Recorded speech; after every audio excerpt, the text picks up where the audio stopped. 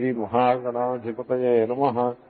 सदाशिवसमारम्भाम् शङ्कराचार्यमध्यमाम् अस्मदाचार्यपर्यन्ताम् वन्दे गुरुपरम्पराम्। ओम् भद्रम् कर्णेभिः शृणुयामदेवाः भद्रम् पश्येमाक्षभिर्यजत्राः स्थिरैरङ्गैस्तुष्टुवांसस्तनूभिः यशेम देवहितम् यदायुः। स्वस्ति न इन्द्रो वृद्धश्रवाः स्वस्ति नः पूषा विश्ववेदाः स्वस्ति नस्ताक्ष्यो अरिष्टनेमिः स्वस्ति नो बृहस्पतिर्दधातु। ओम् शान्तिः शान्तिः शान्तिः। नायमात्मा प्रवचनेन लभ्यः न मेधया न बहुना श्रुतेन यमेवैष वृणुते तेन लभ्यः तस्यैष आत्मा विवृणुते तनुं स्वाम्।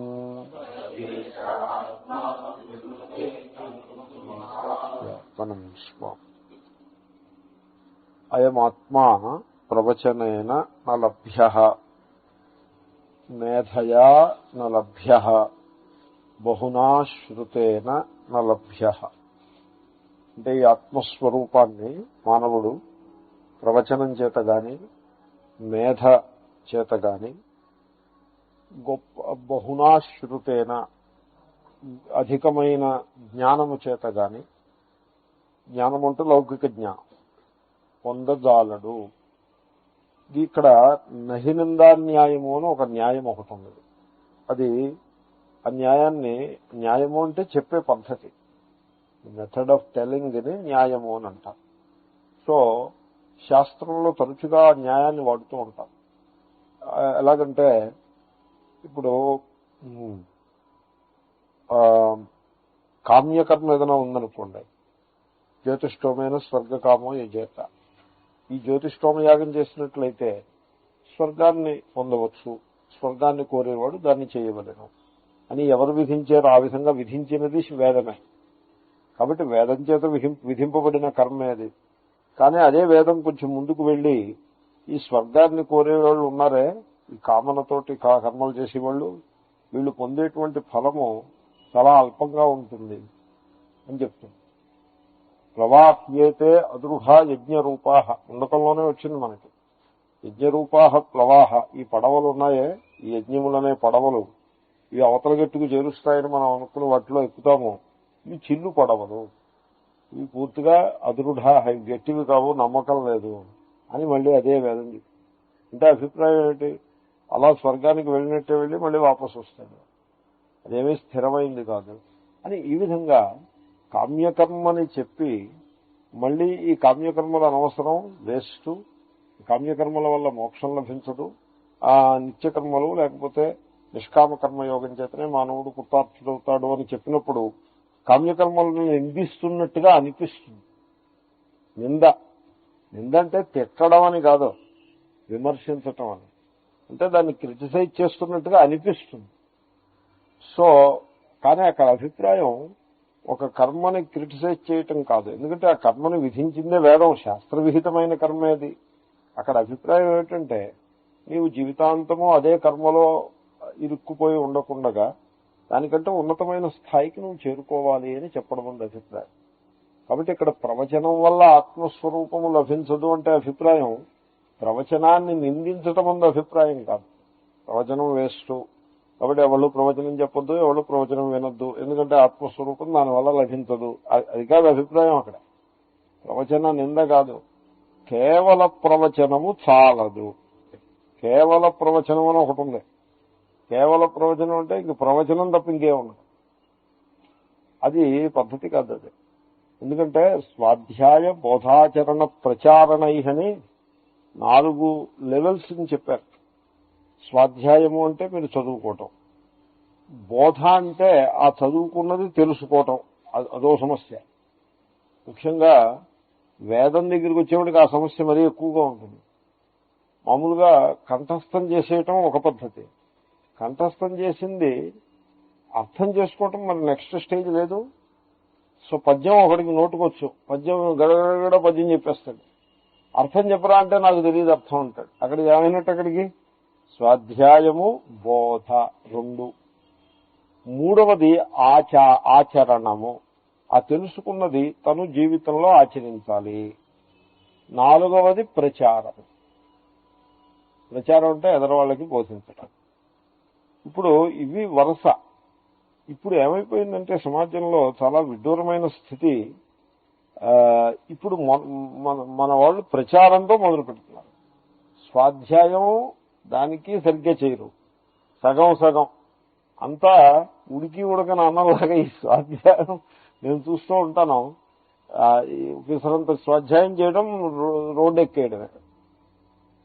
సో ఏమి సంస్కృతం రానివాడు వేదాంతం ఏం బోధిస్తాడండి?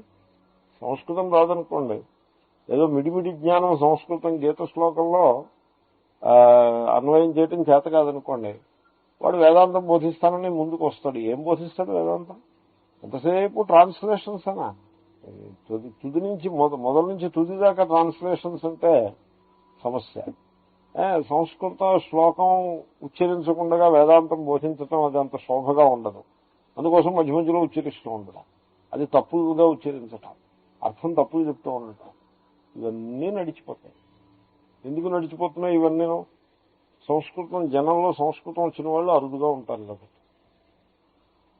జనానికి సంస్కృతం వచ్చుంటే ఇలాగంటి వేషాలు వేస్తే ఒప్పుకోరు. సంస్కృతం వచ్చింది ఎవరికి చాలా తక్కువగా వచ్చి ఉంటుంది. ఎవరికైనా సంస్కృతం వచ్చిన వాడు నోరు మూసుకూరుకుంటాడు, పోలే మనకంతే. సో ఆ విధంగా ప్రారంభమే ప్రచారంతో ప్రారంభించటం. స్వాధ్యాయం లేదు, బోధ లేదు, ఆచరణ లేదు, ప్రచారంతో ప్రారంభించటం. సో ఆ విధంగా పైగా ఏమని చెప్తూ ఉండటం, నేను లోకంలో వేదాంతాన్ని ప్రచారం చేయటానికి పూనుకున్నాను. This is another statement. The whole attitude goes against the spirit of Vedanta. వేదాంతం ప్రచారం చేయక్కర్లేదు, వాళ్ళకి కావలసిన వాళ్ళకి బోధిస్తే సరిపడతాం. సో ముందు ప్రచారం కొని తప్పేం లేదు, ప్రచారం చేయొచ్చు, మంచిదే. సో ముందు దాన్ని చక్కగా చదువుకుని అర్థం చేసుకుని జీవితంలో ఆచరించి ఆ తర్వాత ప్రచారం.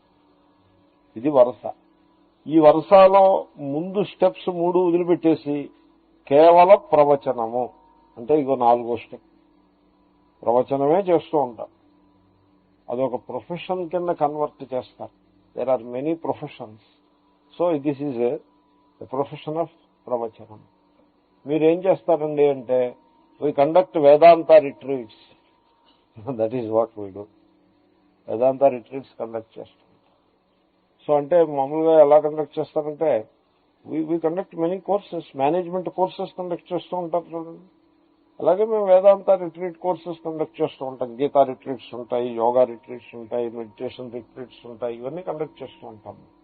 That is what we do అని దాన్ని ఒక ప్రొఫెషన్ కింద తీసుకొచ్చేస్తే ఆ విధంగా వాడు బహిర్ముఖుడు అవుతాడే గాని ఈ శాస్త్రాన్ని కూడా బహిర్ముఖమైనటువంటి వ్యవహారంలో ఉపయోగించినట్టు అవుతుందే గాని అది ఆత్మస్వరూప జ్ఞానానికి అది పనికొచ్చేది కాదు. కాబట్టి కేవల ప్రవచనము, స్వాధ్యాయ బోధ ఆచరణములు లేని కేవల ప్రవచనము నీకు అది గట్టిగా చేర్చదు. దానివల్ల నీవు ఆత్మస్వరూపాన్ని తెలుసుకోలేవు అని చెప్పటమందు తాత్పర్యం గాని ప్రవచనాదుల యందు నిందించటము తాత్పర్యం కాదు. కాబట్టి నాయమాత్మ ప్రవచనేన లభ్య నా మేధయ. చూడండి, మేధ అంటే ధారణ శక్తిని మేధ అంటారు. ధారణ శక్తి అంటే కంఠ మెమొరైజ్ చేసే శక్తికి మేధ అని పేరు. ఆ విధంగానే మీరు మేధా సూక్తం అది కూడా వల్లించారు కదా. వేదాధ్యయనంలో ఈ మేధకి ఇంపార్టెన్స్ ఎక్కువ. ఎందుకంటే వేదంలో అంత ధారణ చేయాల్సింది ఎక్కువగా ఉంటుంది, కొంచెం కంఠస్థం మెమొరైజ్ చేయాల్సిన మెటీరియల్ ఎక్కువ ఉంటుంది. సో ఆ దృష్టికోణంతో మేధాకి ఇంపార్టెన్స్ ఇస్తారు. సో ఈ విధంగా ఉపనిషత్తులన్నీ చక్కగా ధారణ చేస్తారు. మీరు బ్రహ్మ విదాప్నోతి పరం అని అందిస్తే చిట్ట చిగురు దాకా కూడా ఒక్క దాంట్లో చాలా ఇంటర్ కనెక్షన్స్ లింకులు ఉంటాయి చూడండి. ఆ లింకులు ఏది మిస్టేక్ లేకుండా పెర్ఫెక్ట్ గా చిట్ట చివరిదాకా తీసుకెళ్తారు, ఎక్కడ తప్పు చెప్పడం. సో ఆ విధంగా ఉపనిషత్తుని గట్టిగా కంఠస్థం చేసి ఉంటారు, ఒక్క స్వరం కూడా తప్పు చెప్పడం. బ్రహ్మవిదాప్నోతి పరం అని చక్కగా దీర్ఘస్వరితాలతోటి ఆ వాక్యాన్ని చెప్తారు. ఏమండి ఈ వాక్యానికి అర్థం ఏమిటండి అని అడిగారు అనుకోండి, బ్రహ్మవిత్ ఆప్నోతి పరం అని అసలు ముందు సంధి విడతీయడమే సమస్య. ఒకవేళ సంధి విడతీసినా ఏం చెప్తాం అర్థం దానికి? బ్రహ్మవిత్ పరం ఆప్నోతి అని అన్వయం చేస్తే సంస్కృతంకి వచ్చిన వాడు అయి ఉంటాడు. సో ఆ విధంగా చెప్పలేకపోతారు. చాలా మంది మనకు కనపడుతూ ఉంటారు, కంఠస్థం చేస్తారు తప్పిస్తే చెప్పలేకపోతారు. సో ఇది ఎలాగంటే ఒక మంచి విలువైన పుస్తకాన్ని భుజం మీద పెట్టుకు తిరుగుతూ ఉంటే ఆ పుస్తకంలో ఉండే జ్ఞానం మనకేం ఉపకరిస్తుంది? ఎటు వచ్చి పుస్తకాన్ని భుజం మీద పెట్టుకు తిరిగే బదులుగా ఆ పుస్తకాన్ని బుద్ధిలో పెట్టుకు తిరుగుతూ ఉంటాం. వేదం అంతా కూడా వల్లించేసి ఒక టేప్ రికార్డు లాగా అయిపోయి ఆ వేదం అధ్యయనం చేసేసి కూర్చుంటారు, అదంతా ధారణ చేసి కూర్చుంటారు. అంతే. దానివల్ల ఆత్మజ్ఞానం ఎందుకు వస్తుంది దానివల్ల? కాబట్టి కేవల మేధ, ధారణ చేయనక్కర్లేదని, కంఠస్థం చేయనక్కర్లేదని అభిప్రాయం కాదు, చదవటం అవసరమే. కేవల మేధ, దాని వలన మీకు ఆత్మజ్ఞానము లభించదు. తర్వాత మేధ అనే శబ్దం మీరు వినే ఉంటారు, అది యజ్ఞానికి అర్థం. మేధ అంటే యజ్ఞం అని అర్థం. అశ్వమేధయాగము అని మీరు వెళ్ళలేదు, అశ్వమేధ. సో మేధ శబ్దానికి యజ్ఞం అని అర్థం ఉన్నది. అశ్వమేధయాగము అన్నింటిలోకి గొప్ప యజ్ఞము అని అభిప్రాయం. సో ఇప్పుడు మీరు విష్ణోర్ణుకం వీర్యాన్ని అక్కడ చదువుతున్నారు, సర్వస్తోమోతి రాత్ర ఉత్తమమహర్భవతి. అది అశ్వమేధయాగానికి సంబంధించిన ప్రకరణంలో నాకు బాగా గుర్తు. సర్వస్తోమ, స్తోమములను ఉంటాయి, ఒక్కొక్క యజ్ఞంలో కొన్ని స్తోమాలు ఉంటాయి. అశ్వమేధయాగంలో సర్వస్తోమ, అన్ని స్తోమాలు ఉంటాయి. అతిరాత్ర, అతిరాత్రం అనే యాగం ఒకటి ఉంది, అది దీంట్లో అంతర్గతం అయిపోతుంది. ఉత్తమమహర్భవతి, ఏదో ఒక రోజున అతిరాత్ర క్రతు దాంట్లో వెళ్ళిపోతుంది. ఈ అశ్వమేధయాగం చేసినట్లయితే సర్వస్యాప్త్యై, మిగతా క్రతువులకి ఆయా ఫలాలు లభిస్తే దీనివల్ల సర్వస్య ఆప్త్యై, సర్వఫలము లభిస్తుంది. సర్వస్య జిత్యై, సర్వలోకములను వీడి జయిస్తాడు. సర్వమేవతేనా ఆప్నోతి సర్వం జయతి అని అశ్వమేధయాగ ఫలం అదే. ఇంకే సర్వ 4 చోట్ల ఉంది కాబట్టి అది ఒక ఆశీర్వచనంగా వినడానికి బాగుంటుంది, చెప్పడానికి బాగుంటుంది. అది విష్ణు సూక్తంలో జత చేసి ఒక సంగ్రహం చేశారు, బాగుంది, మంచి మంత్రం. సో కానీ అది ఒరిజినల్ గా అశ్వమేధయాగ ప్రకరణంలో యోశ్వమేధేన యజతే సర్వస్తోమోతిరాత్ర ఉత్తమమహర్భవతి. సో మేధయ అంటే మేధ అంటే యజ్ఞం. జనరల్ గా మేధ శబ్దానికి యజ్ఞం అని అర్థం. సో యజ్ఞము చేత, యజ్ఞములలో కల్లా గొప్పది అశ్వమేధయాగం. ఆఖరికి మీరు అశ్వమేధయాగం చేసినా కూడా మీకు ఆత్మజ్ఞానము లభించదు. అశ్వమేధయాగం సకామంగా చేసినట్లయితే ఆ పుణ్యఫలం చేతనం మహాపుణ్యం, స్వర్గంలో చిరకాలం జీవించటము, ఏవో భోగాలు అనుభవించటము, ఇవన్నీ లభిస్తాయి. నిష్కామంగా చేస్తే అంతఃకరణ శుద్ధి లభిస్తుంది అంతే. అంతేగాని ఆత్మజ్ఞానం లభించదు. ఆత్మజ్ఞానానికి శ్రవణ మనన నిధిధ్యాసనములే. కాబట్టి కేవలము మేధ అంటే గ్రంథధారణ శక్తి చాలదు ఆత్మజ్ఞానానికి. మేధాశబ్దానికి యజ్ఞాదులు అర్థం చెప్పిన ఆ కేవల కర్మ వల్ల చాలదు. నా బహునాశ్రుతేన, బహుశ్రుతుడు అంటే వెర్సటైల్ జ్ఞానము కలవాడు అని అర్థం. అనేక అంశములు అంటే ఇక్కడ ఉండే ప్రకరణాన్ని బట్టి తర్కం చదువుకుంటాడు, వ్యాకరణం వస్తుంది, కర్మ మీమాంస అంటారు, కర్మశాస్త్రము, కర్మలు చేసే విధానం అవన్నీ తెలుసుకుంటాడు. తర్వాత జ్యోతిషం వస్తుంది, జాతకాలు అవి చెప్పగలుగుతాడు, వాస్తు చెప్పగలుగుతాడు. సో మన వాడు చెప్పలేనిది ఏమీ లేదు. He can dabble in everything. So వీడిని బహుశ్రుతుడు అని అంటూ ఉంటారు. So he's expert in many things. అంత మాత్రం చేత చాలా విషయాలని పోగేసి సో పెట్టుకుని సమర్థతగా పండితుడుగా సమాజంలో గుర్తింపబడటము అంత మాత్రం చేత ఆత్మజ్ఞానం కలగటం. కానీ మళ్ళీ వన్స్ అగైన్ బహుశ్రుతత్వమునందు అనాదరం కాదు. ఎందుకంటే ఈ బహుశ్రుతుడు అయి ఉండాలని మళ్ళీ ముందుగానే చెప్పింది. సో గురుమేవాభిగచ్చేత్ సమిత్పాని శ్రోత్రియం బ్రహ్మనిష్ఠ. అక్కడ శ్రోత్రియం అన్నదానికి శంకర్ల భాష్యంలో ఏం రాశారంటే బహుశ్రుతం అని రాశారు. శ్రోత్రియం అంటే బహుశ్రుతుడు అని అర్థం. మరి బహుశ్రుతుడు అయి ఉండాలి గురువు అని చెప్పి మళ్ళీ ఇక్కడ బహునాశ్రుతైన నా అంటే అర్థం ఏంటి అంటే కేవల బహుశ్రుతుడైతే చాలదు, బ్రహ్మనిష్ఠుడు కూడా అయి ఉండాలి. అక్కడ మనం చేసింది కదా, అక్కడ కేవల బహుశ్రుతుడు చాలదు, బ్రహ్మనిష్ఠుడు అయి ఉండాలి. సో అలాగే ఇక్కడ అదే మాటని అక్కడ చెప్పుకున్నదే మళ్ళీ ఇక్కడ అంటున్నాం. కేవల బహుశ్రుతత్వము అంటే వెర్సటైల్ నాలెడ్జి కలిగి ఉండటము చాలదు. ఎందుకంటే ఆత్మజ్ఞానము అండ్ అనాత్మజ్ఞానము, వెర్సటైల్ నాలెడ్జ్ అంటే ఏమిటి? అనాత్మజ్ఞానమేగా. ఈ అనాత్మజ్ఞానము ఎంత పోగేసినా అది ఆత్మజ్ఞానానికి అది it may help in a way, దాన్ని ప్రాపర్ స్పిరిట్ లో తీసుకుంటే సహకారం చేయొచ్చు. కానీ మౌలికంగా ఆత్మజ్ఞానానికినూ ఈ అనాత్మ విద్యలకి సంబంధం ఏం లేదు, అపరా విద్యలకి వాటికి సంబంధం ఏం లేదు. ఎందుకంటే మీరు ఏ ఒక్క దృష్టాంతమైనా తీసుకోండి, ఏ ఒక్క విద్యనో మీరు తీసుకోండి, అక్కడ వీడు పరిచ్ఛిన్న జీవుడు కర్త భోక్త అనే బేసిస్ మీద ఆ విద్య నడుస్తుంది. పరిచ్ఛిన్న జీవుడు కర్త భోక్త, that is the starting point of. ఇప్పుడు కర్మ మీమాంస తీసుకోండి, కర్మశాస్త్రాన్ని చాలా ఓపికగా అధ్యయనం చేస్తాడు. ఎందుకు ఈ కర్మశాస్త్రాన్ని అధ్యయనం చేయటం అంటే కర్మల్ని చేయటానికి. కర్మలు ఎవడు చేయాలి? నేను. నువ్వెందుకు కర్మలు చేయాలి? నేను కర్తని భోక్తని కనుక కర్మలు చేయాలి. సో మీరు దాని మూలం దగ్గరికి వచ్చేప్పటికీ ఒక వ్యక్తి యొక్క యథార్థ స్వరూపానికి విరుద్ధంగా ఉంటుంది. ఆత్మకర్త భోక్త అనే బేసిస్ మీద కర్మశాస్త్రం ముందుకు నడుస్తుంది. కాబట్టి కర్మశాస్త్రం అది అపరావిద్య అయిపోయింది. మనం చూసాం అపరా. కాబట్టి అపరావిద్య ఇది దీనివలన ఆత్మజ్ఞానానికి అది సహకరించేది కాదు. అది దానికి ఉండే విలువ దానికి ఉండొచ్చు.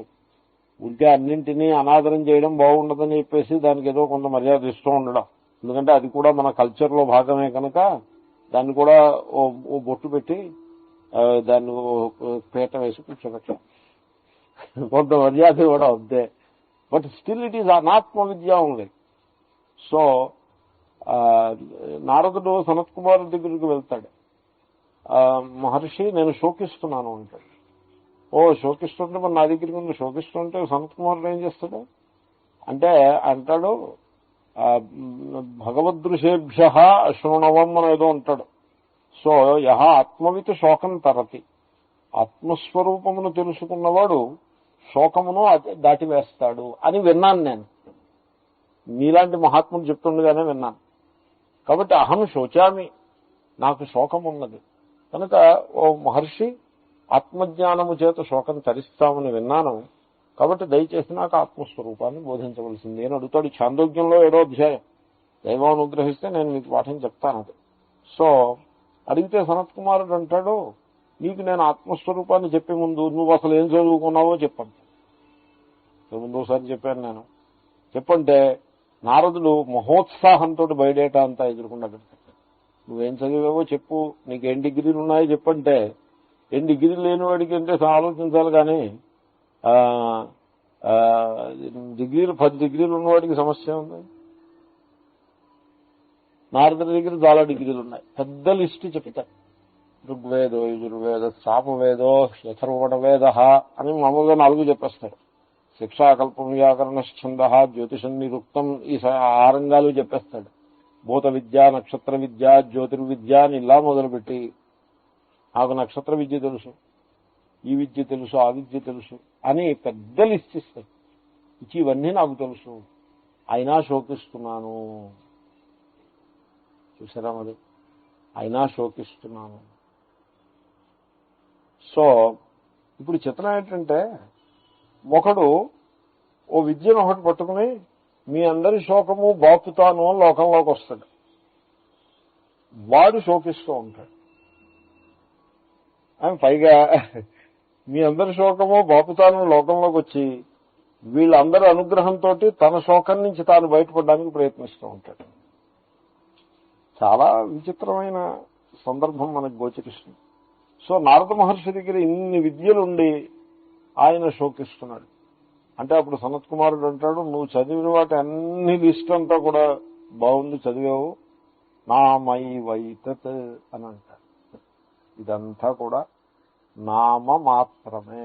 నామ మాత్రము అంటే కేవలము నామం. నామం అంటే ఈ నామం కాదు, నామము మాత్రమే. నామై వైతత్, ఇదంతా నామమే అంటే మిథ్యా ఇత్యర్థ. అంటే ఇంతవరకు చదివిన ఈ విద్యంతా కూడా అది అనాత్మ విద్య అయిపోతుంది. కాబట్టి నా బహునాశ్రు అవి అవసరమే. ఎంతో కొంత బేసిక్ ఇన్ఫర్మేషన్ లేకపోతే మెదడు వికాసం, బుద్ధి వికాసం చెందకపోతే వాడు వేదాంతానికి అర్హుడు కాదు. నిజమే. కానీ ఇక్కడ పాయింట్ ఏమిటంటే కేవల బహుశ్రుతత్వం చేత ఆత్మజ్ఞానాన్ని పొందలేడు. నిజానికి ఓ చోట భర్తృహరు ఎక్కడో మాట అంటాడు, కా జాతి విదురస్య. ఇప్పుడు బాగా ఉన్నతమైన కులంలో పుడితే వాడు ఆత్మస్వరూపాన్ని పొందుతాడు అని చెప్పడానికి వీర్లేదు. కా జాతి విదురస్య, విదురుడు ఆత్మజ్ఞాని. ఆయన జాతి ఏమిటి? డెఫినెట్లీ నాట్ ఎ హయ్యర్ జాతి. సో యదుపతే ఉగ్రస్య కిం పౌరుషం. ఉగ్రసేన మహారాజు ఆయన చక్రవర్తి, శ్రీకృష్ణుడు చక్రవర్తిని చేశాడు కాబట్టి చక్రవర్తి అయ్యాడు. ఆయన తన స్వతంత్రంగా చక్రవర్తి అయిన వాడేం కాదు. ఏం పౌరుషం ఉంది ఆయన దగ్గర? ఏం పురుషకారం చేత చక్రవర్తి పదవులు అలంకరించాడు? కుబ్జాయా కమనీయ రూపమధికం. సో కుబ్జ, శ్రీకృష్ణుని లీలల్లో కుబ్జ అని ఒక ఆవిడ, అంటే కుబ్జ అంటే గూని నడ్డి ఉన్న వాళ్ళని కుబ్జలు అని అంటారు, హంచ్ బ్యాక్. అటువంటి ఒక స్త్రీ, ఆమె శ్రీకృష్ణుని అనుగ్రహాన్ని పొందుతుంది. ఆవిడ సౌందర్యాన్ని చూసి ఆయన అనుగ్రహించాడా ఏమి? సో ఆవిడ సౌందర్యం చేతన అనుగ్రహాన్ని బడయలేదు. సో విద్యా గజేంద్రస్య కా.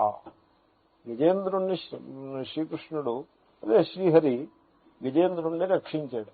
అంటే గజేంద్రుడు బాగా బహుశ్రుతుడు, విద్య బాగా చదువుకున్నాడని రక్షించాడా ఏమి? మరి వీళ్ళందరూ ఏమీ చదువుకోలేదు, ఏం ప్రవచనాలు చేయలేదు, ఏమీ చేయలేదు, వీళ్ళందరూ ఈశ్వరుని యొక్క అనుగ్రహాన్ని పొందారు. ఏమిటి హౌ ఇట్ ఈస్? కాబట్టి ఈశ్వరుని అనుగ్రహం ఉన్నా ఆత్మజ్ఞానం ఉన్నా ఒకటే, ఇంకే పేరు మార్చి చెప్పామంటే. సో ఈశ్వరుని యొక్క పూర్ణమైన అనుగ్రహము అంటే ఆత్మజ్ఞానం అని అర్థం. సో మరి ఏమిటి వీళ్ళందరికీ ఎలాగ వ్యవస్థ? ఎవడు పొందుతాడు ఆత్మజ్ఞానాన్ని, ఎవడు పొందడు? అంటే ఆనుకూల్య ప్రాతికూల్యాభ్యాం వ్యవస్థ. ఎవడైతే ఆత్మజ్ఞానానికి అనుకూలమైన జీవనాన్ని సాగిస్తాడో వాడు పొందుతాడు. ఎవడు ఆత్మజ్ఞానానికి ప్రతికూలమైన జీవనాన్ని సాగిస్తాడో వాడు పొందడు. As simple as that. నాకు కొంచెం దాన్ని డైల్యూట్ చేయడం నాకు చేత కాదు. నేను అలా చెప్పుకుంటూ పోతూ ఉంటాను. ఇలా చెప్పేసిన తర్వాత నాకే డౌట్ వస్తూ ఉంటుంది, ఏమిటి ఇలా చెప్పేస్తున్నాం మనం. ఆ భగవద్గీత క్లాసు గంటన్నర పాఠం చెప్పేసిన తర్వాత నాకు డౌట్ వస్తుంది, ఇలాగైనా కొంచెం డైల్యూట్ చేసి చెప్పాలా ఏమో, ఏం చెప్పను, అక్కడ వాక్యం చదివేసి అర్థం చెప్పేస్తూ ఉంటాను. ఎనీవే, సో ఆనుకూల్య ప్రాతికూల్యాభ్యాం వ్యవస్థ. మన జీవిత శైలి మనం ఆత్మజ్ఞానానికి అర్హులమా కాదా అన్నదాన్ని నిర్ధారణ చేస్తుంది. కాబట్టి ప్రవచనము, తర్వాత బహుశ్రుతత్వము, తర్వాత తీవ్ర పెద్ద పెద్ద కర్మలు చేయటము, గ్రంథధారణ శక్తి, ఇవన్నీ ఉంటే వాడు he suppose to be a very religious person, very spiritual person, and he is likely to gain self knowledge. But not so. So ఇప్పుడు చెప్పిన దృష్టాంతాల్లో ఆ లక్షణాలు ఏమున్నాయి? కనుక ఆనుకూల్య ప్రాతికూల్యములే ఇక్కడ వ్యవస్థ. వ్యవస్థ అంటే ఒక you must have a system. వ్యవస్థ అంటే system. There must be some method to gain it and not to gain it. Who gains it and who doesn't gain it. కానీ వ్యవస్థ ఉండాలైతే గుడ్డివాడి చేతి రాయిలాగా ఎవడో ఒకడికి ఆత్మజ్ఞానం వస్తుంది, మరొకడికి రాదు, ఏ వ్యవస్థ లేదు. Is it so? నో. ఆనుకూల్య ప్రాతికూల్యాభ్యాం వ్యవస్థ.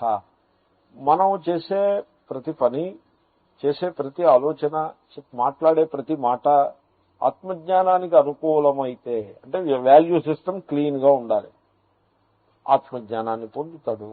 ఒకవేళ వ్యవస్థ ఆనుకూల్యంగా లేక ప్రతికూలంగా ఉన్నట్లయితే లభించదు. ఈ ఆనుకూల్యము ప్రాతికూల్యము ఏమిటంటే యమే వైష వృణుతే తేన లభ్య, అది సంగతి. సో ఆత్మని వృణుతే అంటే వరించవలెను. ఏష ఈ సీకర్ ఉన్నాడే, ఈ సీకర్ ఆత్మజ్ఞానాన్ని పొంది కోరేటువంటి సాధకుడు వాడు పురుషుడు కానీ స్త్రీ కానీ పర్సన్ వృణుతే వరించాలి. యం ఏష వృణుతే, ఏ ఆత్మనైతే వీడు వరిస్తాడో, వరించడం అంటే స్వయంవరం.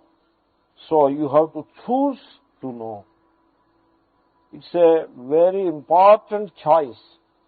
You have to choose to know. ఇప్పుడు మీరు సినిమాకి వెళ్తారనుకోండి, చిన్న ఎగ్జాంపుల్, సినిమాకి వెళ్తారనుకోండి, there is so much of effort involved in it, and so you choose to go, you make a choice. Once మీరు చాయిస్ ఎప్పుడైతే చేస్తారో అప్పుడు దాంట్లో ఆ మార్గంలో వచ్చేటువంటి కష్టాలన్నింటినీ కూడా మీరు ఏమీ కంప్లైంట్ చేయకుండా సహిస్తారు. ఆ చాయిస్ మీరు చేయాల్సి. మేము ఒకసారి 10 మంది కలిసి మానస సరోవరం వెళ్ళాం. ఇంక వెళ్ళాలని నిర్ణయం చేసుకుని మీరు మానస సరోవర యాత్రకి సంబంధించి ఏ బ్రోషర్ చదివినా ఇంట్లో ఇన్ని కష్టాలు ఉంటాయని కష్టాలను వాళ్ళు హైలైట్ చేస్తారు. అయితే అట్ ది సేమ్ టైం ఈ టూర్ ఆపరేటర్స్ ఉంటారే, 70 వాళ్ళు వెళ్ళిపోతున్నారండి, 80,000 వాళ్ళు వెళ్ళిపోతున్నారని వీళ్ళందరినీ ప్రోత్సాహం చేసేసి 50,000 60,000 కట్టింగ్ చేసుకుని వాళ్ళ ఆ క్యాండిడేట్ దొరకాలి, వాడి దగ్గర డబ్బు కట్టింగ్ చేసుకోవాలి. ఆ హడావిడే కానీ ఇంక మెడికల్ టెస్టులు లేదు, ఏం లేదు. వీళ్ళందరినీ తీసుకెళ్ళి నేపాల్లో పరేస్తారు, ఆ కాఠ్మండూలో దింపేస్తాడు తీసుకెళ్ళి. ఇంకా కాఠ్మండూ నుంచి ఇంకా టుక్కు అలాగా ఆ ప్రయాణం ముందుగా వెనక అలా సాగుతూ ఉంటుంది. అదేం సెటిల్ అయ్యేది ఏం కాదు. అక్కడి నుంచి నేపాల్ బోర్డర్ దగ్గర పారేస్తాడు. ఆ చైనీస్ వాళ్ళు అనుగ్రహిస్తే ముందుకు వెళ్ళాలి, అది తెలియదు. చైనీస్ వాళ్ళు అనుగ్రహిస్తారా వీడికి తెలియదు, ఈ టూర్ ఆపరేటర్ కూడా తెలియదు. వాళ్ళు ఒక లిస్టు అప్పటికప్పుడు లిస్టు తయారు చేసి అప్పటికప్పుడు వీసా వాడు శాంక్షన్ చేస్తాడు. వాడి ఇష్టం మీద ఆధారపడి ఉంటుంది. ఆ మాట ఇక్కడ చెప్పడు ఈ టూర్ ఆపరేటర్. అక్కడ ఓ బ్రిడ్జ్ ఒకటి ఉంది, ఫ్రెండ్షిప్ బ్రిడ్జ్ అని పేరు దానికి. ఆ బ్రిడ్జికి యువతల నేపాలో అవతల టిబెట్. ఆ బ్రిడ్జిని అక్కడ ఉండే పోస్ట్ ని చైనీస్ వాళ్ళు ఆపరేట్ చేస్తూ ఉంటారు. ఇంకే పేరుకి టిబెట్ గానే ఆ చైనీస్ వాళ్ళ అధీనంలో ఉంటుంది అది. సో అక్కడ ఆ బ్రిడ్జి మీద నేను 8 గంటల సేపు నిలబడ్డా.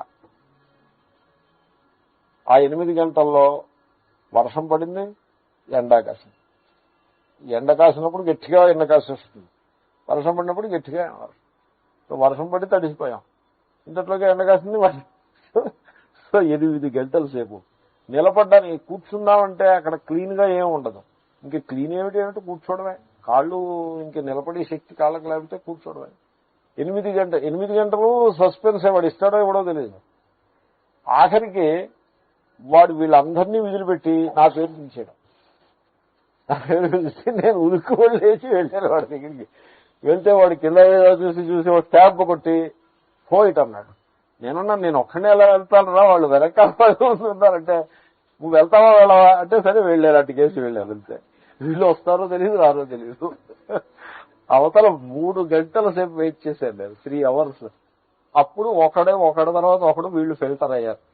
ఆఖరికి మొత్తం మళ్ళీ 10 మంది ఒక చోట గూడేపటికి 3 గంటల టైం. ఇది 8 గంటలు, అవతల 3 గంటలు. తిండి తిప్పలు ఏమీ మాట్లాడలేదు. ఎందుకంటే we have chosen to go. ఎవళ్ళు పుష్ చేసిందేం లేదు. వెళ్ళాలి, నేను వెళ్తాను అని అనుకుని వెళ్ళాం. లేకపోతే అక్కడ ఏమైనా టిబెట్లో మహాభోగాలు ఉంటాయని వెళ్ళామా? లేదు. So choice is like that. Tirupati దేవుడి దర్శనానికి 72 గంటలు టైం పడుతుంది అని అనౌన్స్ చేస్తాడు. 72 గంటలు టైం పడుతుంది. But people do go. They make a choice and go. A conscious choice చేసి వెళ్తారు. సో ఆ విధంగా you have to choose to no. ఆ పదాన్ని అంతకంటే వర్ణించడం కష్టం. ఆ చాయిస్ ఉంది చూసారు, అది that brings all the commitment and value సిస్టంలో చేయాల్సిన మార్పులన్నింటినీ కూడా ఆ చాయిస్ చేస్తుంది. సో అటువంటి చాయిస్ ఉన్నవాడు ఆత్మజ్ఞానాన్ని పొందుతాడు. అదంత తేలికైన మాట కాదు. చాలా మందికి ఆత్మజ్ఞానం మీద చాయిస్ ఉండదు. They have a few other things in mind. ఏవేవో ఉంటాయి, ఈ కోరికలు ఆ కోరికలు ఉంటాయి. లోకవాసన ఉంటుంది. లోకవాసన అన్ని వాసనల కంటే కూడా భయంకరమైనది లోకవాసన అంట. లోకవాసన అంటే లోకంలో ఒక విధమైన పేరు ప్రఖ్యాతులు సంపాదించాలి అనే కోరిక, లోకైషణ అని పేరు. దాని నుంచి బయటపడడం చాలా కఠినమైన విషయం. సో తర్వాత లోకంలో 10 మంది మన గురించి మంచిగా చెప్పుకోవాలి. సో చాలా మనకి ఫాలోవర్స్ ఎక్కువ మంది ఉండాలి. తర్వాత ఫాలోవర్స్ అంటే ఎవరో ఎందుకు పనికిరాని ఫాలోవర్స్ అన్నట్టుగా కాకుండా మినిస్టర్లు లేకపోతే కొంచెం పెద్ద పొజిషన్స్ లో ఉన్నటువంటి వాళ్ళు ఫాలోవర్స్ ఉండాలి, బాగా ధనవంతులు ఫాలోవర్స్ ఉండాలి. ఇదంతా లోకవాసనలో భాగం. కాబట్టి మనిషికి తెలుసో తెలియకో ఇతర వాసనలు దృఢంగా ఉంటాయి, కానీ కేవలము ఆత్మజ్ఞాన నిష్ఠ అనేది చాలా అరుదుగా ఉంటుంది. అది one has to choose it. And in choosing atma, the choice implies the rejection of everything that is non atma. ఇది ఎలాగంటే స్వయంవరం లాంటిది. ఎప్పుడు కూడా అన్యత్ సర్వం పరిత్యజ్య. సో వరిస్తారు స్వయంవరంలో. ఆ అమ్మాయి ముందు స్వయంవరానికి వస్తుంది రాజకుమారి. సో రాజకుమారి, she in a very privileged position. ఎదుర్కొండగా 20 మందో 30 మందో రాజకుమారులు ఉంటారు. అందరూ ఉన్నతమైన స్థానం, అందరూ రాజకుమారులే, ప్రిన్సులు అందరూ యవ్వనంలో ఉన్నారు. అందగాళ్ళు, ధనవంతులు, అధికారం గల వాళ్ళని నేను. ఇప్పుడు ఈవిడ అందరినీ పరిశీలించి ఆ మాలని ఒకటి మెళ్ళో పారేస్తుంది. ఇంకా ఒకసారి ఆ మాల వాడి మెళ్ళో వేసిందంటే ఇట్స్ ఎ చాయిస్. వరం, స్వయం వరం. ఫలానా వాడి మెళ్ళో మాల వెయ్యి అని తండ్రి ప్రోత్సాహం చేయడు, బ్రదర్ ప్రోత్సాహం చేయడు, ఎవరు ప్రోత్సాహం చేయరు. They won't advise her. ఎక్కడైనా ఎక్సెప్షనల్ కేసెస్ అది వేరే సంగతి, కానీ she is free to choose her husband and she chooses. ఒకసారి చూస్ చేసిన తర్వాత, మాలవాడి మెళ్ళ వేసిన తర్వాత నో టర్నింగ్ బ్యాక్. ఆవిడ మళ్ళీ పుట్టింటికి రాదు, వాడితో అట్నుంచటే వెళ్ళిపోతుంది. ఓవర్. సో అది స్వయంవరము అంటాం. స్వయం వృణుతే ఇది స్వయంవర. తనంత తానుగా వరిస్తుంది. సో ఆ విధంగా ఎవడైతే నేను ఆత్మజ్ఞానాన్ని పొందాలి, ఆత్మస్వరూపాన్ని తెలుసుకోవాలి అని వరిస్తాడో తేన లభ్య, వాడికి అది లభిస్తుంది. తస్యైష ఆత్మా వివృణుతే తను స్వాం. ఇప్పుడు ఈ స్వయంవరంలో ఈవిడ ఎవడిని వరిస్తుందో వాడి రహస్యాలన్నీ ఈవిడికి తెలుస్తాయి, వీడి రహస్యాలన్నీ ఆవిడికి తెలుస్తాయి. ఇంకా దాపరికం ఏముండదు. They know each other very intimately. వరుడు అంటే మరి అదే కదండి. వరుడు అంటే వరింపబడ్డవాడు గనక వరుడు. ఒకసారి ఇంకా వరిస్తే వాడి స్వరూపం చాలా ఇంటిమేట్ గా ఈమెకి తెలుస్తుంది. Of course it's vice versa. But ఎప్పుడైతే మీరు ఆత్మస్వరూపాన్ని వరించినారో అప్పుడు ఆత్మస్వరూపము, ఆత్మ చైతన్యము తన పూర్ణ తత్వాన్ని మీ ముందు ప్రకటిస్తుంది. ఏమిటండి పూర్ణతత్వాన్ని ప్రకటించడం ఏమిటి అంటే, చూడండి, ఆత్మ అంటే చైతన్యం, కాన్షియస్నెస్, అదే ఆత్మ అంటే. అయితే ఈ చైతన్యం, మనకి తెలుసున్న చైతన్యంలో మనం చాలా సూపర్ఫిషియల్ లేయర్స్ ఆఫ్ చైతన్యంలో బతికిస్తూ ఉంటాం. మనకు ఉండే desires, ambitions, goals of life, తర్వాత మనకుండే వాసనలు, తర్వాత మనకు ఉండేటువంటి యాంగరు, ద్వేషాలు, కోపాలు, తాపాలు. సో ఇవన్నీ ఉంటాయి. ఇవన్నీ ఎక్కడుంటాయి? ఇవన్నీ చైతన్యంలోనే భాషిస్తూ ఉంటాయి. ఇవన్నీ భాషించాలంటే చైతన్యమే కదండి. సో ఈ మొత్తం ఈ గ్యామెట్ అంటారు, ఈ సంసార సంబంధం అంతా కూడా ఆ చైతన్యంలోనే భాషిస్తాయి. చాలా సూపర్ఫిషియల్ లేయర్స్ ఆఫ్ చైతన్యంలో భాషిస్తాయి. మన లవ్స్, మన హేట్స్, మన లైక్స్, మన డిస్లైక్స్, మన వాసనలు, మన ప్రొక్లివిటీస్, ఇవి అవి ఎన్నుంటే అన్నీ కూడా ఆ చైతన్యంలో ప్రకాశిస్తూ ఉంటాయి. చాలా సూపర్ఫిషియల్ గా ప్రకాశిస్తాయి. అయితే మనం జీవితం అంతా కూడా సూపర్ఫిషియల్ లేయర్స్ ఆఫ్ కాన్షియస్నెస్ లోనే బతికేస్తాం. తర్వాత every thought that comes to light and consciousness is time bound. Thought అంటే అసలు టైమే. థాట్ అంటే టైం. మీరు మనస్సులో సంకల్పం పుట్టింది అంటే దాంట్లో టైం అనే పారామీటర్ ఉండే తీరు. ఆ టైంతో కలిపే సంకల్పం. టైం పారామీటర్ లేని సంకల్పమే లేదు. కాబట్టి సో మనము ఎంత సూపర్ఫిషియల్ బ్రతికేస్తూ ఉంటామంటే ఈ థాట్స్ నిరంతరంగా పుడుతూ గిడుతూ ఉండేటువంటి ఈ ఆలోచన సంకల్ప ప్రవాహం ఏదైతే ఉందో ఈ ప్రవాహంలోనే జీవించేస్తాము. So much so every thought is it is the source of time. Every thought has time as a component. ఇప్పుడు మీరు తెల్లవారింది అనే ఐడియా వస్తుంది. తెల్లవారిందని ఐడియా రావాలి కదండి. ఐడియా వచ్చిందనుకోండి, there is time in it. Coffee తాగాలి, there is time in it. Time లేకపోతే కాఫీ ఎలా తాగుతారు? Without time how you are going to drink coffee? So coffee తాగాలి అంటే it is the time to take coffee. And then coffee requires preparation which is 5 minutes. Drinking is 3 minutes and that will keep me going for 3 hours. అంత టైమే. Time లేని సంకల్పం లేదు. So ఆ విధంగా మనం జీవించేస్తాం. అంచేతనే మనకి time becomes such an important thing in life. And we live in time by time. Our life is of time. చిత్రం ఏంటంటే ఏ చైతన్యంలో ఈ ఆలోచనలన్నీ పుడుతున్నాయో, ప్రతి ఆలోచనలో ఆ టైము అంతర్భాగంగా ఉన్నదో ఆ చైతన్యము it is timeless. It is timeless. Did you appreciate that timelessness of the చైతన్యం? మీరు అప్రిషియేట్ చేస్తూ ఉండొచ్చు. నేను బాగా దాన్ని హ్యామర్ చేస్తూ ఉంటుంటాను కాబట్టి. బట్ మీరు లోకంలో టైమ్లెస్ అనే మాట ఎవరికైనా చెప్పి చూడండి. మీరు ఎవడో పిచ్చోడు వీడు అనుకుంటారు. So the concept of you are timeless. అసలు మనిషి తన స్వరూపాన్ని ఒకంత జాగ్రత్తగా పరిశీలిస్తే తన స్వరూపం టైమ్లెస్ అని తెలిసిపోతుంది. మీకు నేను ఒక మాట చెప్తాను. ఇప్పుడు మీరు ఇక్కడ ఉన్నారు, సికింద్రాబాద్ లో ఉన్నారు. About you me fundamental understanding ఏమిటి? అహమస్మి, ఐయామ్, నేను ఉన్నాను. అవునండి. సికింద్రాబాద్ లో ఉన్నప్పుడు నేను ఉన్నాను. Suppose you go to Delhi. అప్పుడు మీరు కొంచెం సూపర్ఫిషియల్ గా చూస్తే నిన్న సికింద్రాబాద్ లో ఉన్నాను, ఈవేళ ఢిల్లీలో ఉన్నాను అని ఆ నేను ఉన్నానుకి మీరు ఢిల్లీలో చేర్చచ్చు.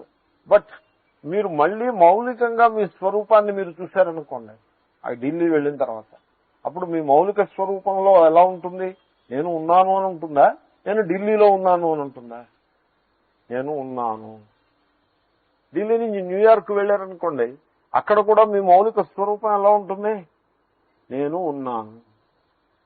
ముందు మీరు నిద్ర లేచినప్పుడు మొట్టమొదట నేను ఉన్నాను, ఆ తర్వాత నేను ఎక్కడ ఉన్నాను అంటే సికింద్రాబాద్ లో ఉన్నాను. ముందు ఏమొచ్చింది? నేను ఉన్నాను. తర్వాత సికింద్రాబాద్ జాయిన్ అయ్యి నాకు అనుభవం ఇది. ఎందుకంటే మీరు ఖచ్చితంగా ఒకచోట నిద్రలు వేస్తూ ఉంటారు. నేను ఒకచోట నిద్రలేవు. నాకు ఎంత ఇక్కడ హల్వాల్లో ఉన్న ఈ 2-3 మాసాలు 4 మాసాలు ఒక్కటిసారి స్థిరంగా ఉంటాను తప్పిస్తే, లేకపోతే నా కాలంలో చక్రాలే. సో నేను ఎప్పుడు ఎక్కడ నిద్రలేస్తానో నాకే తెలియదు. అంచేతనే నాకు నిద్ర లేచిన వెంటనే అహమస్మి అండ్ తర్వాత కుత్ర, ఎక్కడున్నాను, ఈ ఫలానా చోట ఉన్నాను. కాబట్టి ఫలానా చోట అన్నది అహమస్మిలో అంతర్భాగం కాదు. అది తర్వాత వస్తుంది.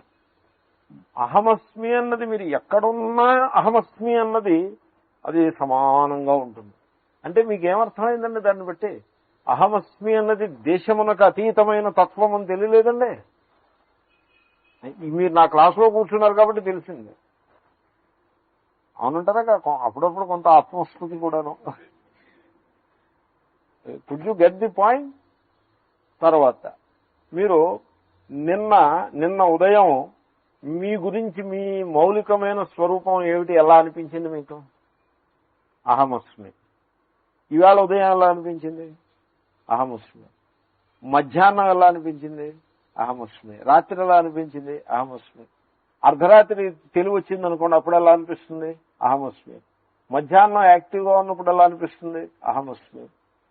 What do you have a situation where you do not feel I am అని ఫీల్ కానీ టైం ఏదైనా ఒకటి ఉందా అసలు మీకు? చిన్నప్పుడు నుంచి ఇంతవరకు జీవితంలో ఐ ఆమ్ నాట్ అని ఫీల్ అయిన టైం ఏదైనా ఉందండి? I am not, I was but I am not, అలా ఎప్పుడైనా అనుభవం వచ్చిందా మీకు? I will be but I am not అనే అనుభవం వచ్చిందా? I was unhappy, now I am happy, today I'm unhappy, tomorrow I will be happy.